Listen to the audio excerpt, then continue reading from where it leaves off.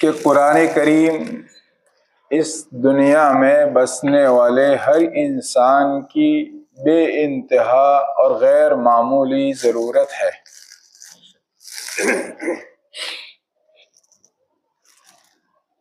یہ constitution of life ہے، زندگی جینے کا دستور۔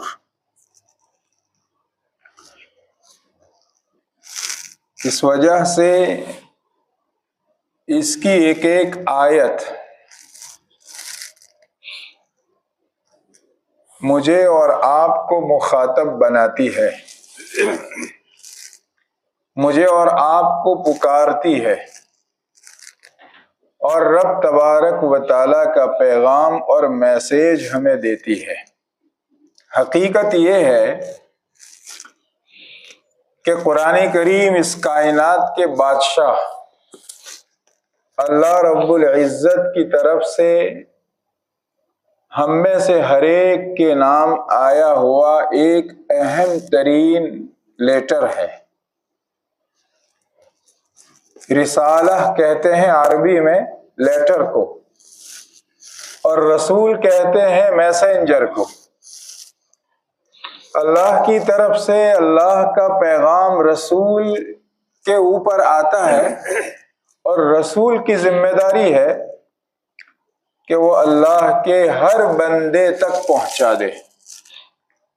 یا ایھا الرسول بلغ ما انزل الیک من ربک، اے رسول آپ کے رب کی طرف سے آپ پر جو پیغام آیا ہے اس کو آپ اللہ کے بندوں کو پہنچا دو۔ وَإِن لَّمْ تَفْعَلْ، اور اگر آپ ایسا نہیں کریں گے فَمَا بَلَّغْتَ رِسَالَتَهُ، تو پھر آپ نے اپنے رب کے میسیج کو اس کے بندوں تک نہیں پہنچایا۔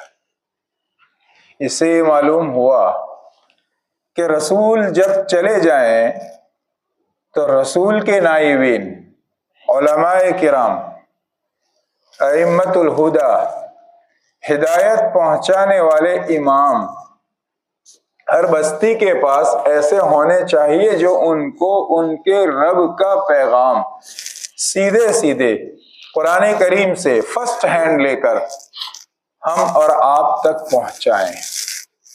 یہ روزانہ کی ضرورت ہے، اس لیے کہ ہمارے دل میں جو ایمان کے پیڑ پودے لگے ہیں، ایمان کا بیج پڑا ہوا ہے، اس کو ہر روز پانی کی ضرورت ہے، اور یہ پانی ہم کو اللہ کی ہدایت کے نور کی شکل میں اسی منبر و محراب سے روزانہ ملتا ہے۔ ہماری بستی وہ باغ ہے جس میں موجود گھر باغ کے درخت ہیں، اور گھروں میں موجود ہماری اولاد اور ہم خود یہ اس درخت کی پتیاں اور پھول ہیں، جس کو اگر ایمان کا، اسلامی احکام کا، ہدایت کا پانی نہ پہنچے تو یہ پیڑ پودے خشک ہو جائیں گے، یہ کھیتی باڑی سوکھ جائے گی، پھر کانٹے اگیں گے، جھاڑ جھنکار نکل آئے گی، پھر اس دل کی بستی میں ویرانہ ہو جائے گا۔ حسد، کینہ، کپٹ، دشمنی، چالاکی، غداری، دھوکہ دھڑی، ویاجو ویوار، یہ سب سانپ بچھو پھر اس جھاڑ جھنکار میں نکل آئیں گے اور اگ آئیں گے، اس کی پیداوار ہوگی۔ ایسے ہی بستیاں ویران ہوتی ہیں، اجاڑ ہوتی ہیں۔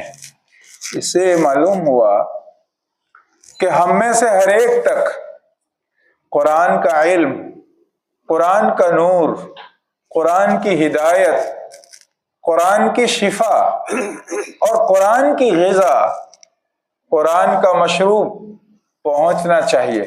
اس لیے کہ یہ قرآن کریم روئے زمین پر رب تبارک و تعالیٰ کا سجایا ہوا دسترخوان ہے۔ ایک دسترخوان پر طرح طرح کے پکوان ہوتے ہیں۔